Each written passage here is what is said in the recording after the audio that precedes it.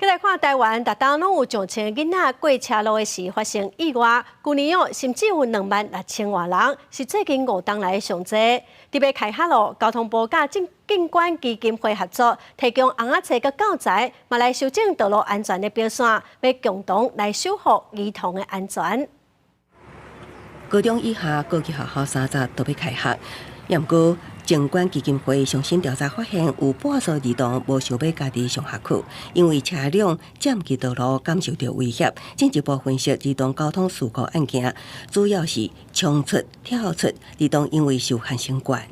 视野矮，也是道路有十载顶视线死角，造成无看到行驶的车辆就冲出去。孩子好像是自己跑去撞车子的，那实际上是他并没有发现车子已经来了。所以，我们在这个教育里面呢，我们就要教孩子在穿越的时候或者行走的时候，要不断的转头确认。根据交通部统计，我5年期间，每年平均有2.3万外的18岁以下儿童伫交通事故中死伤，去年更加是达到2.6万人次，是我5年的高峰。另外，儿童整体交通安全分数上低县市是苗栗县。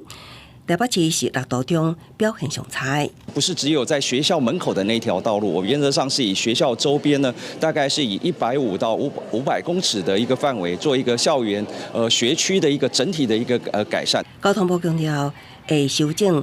道路交通标志标线号志设置规则，新增标示通学区起点甲终点标志。参缩限，提醒驾驶人爱设置儿童也是行人。另外，也制作交通安全绘本甲教材，教导囡仔集转探，集中注意力行路。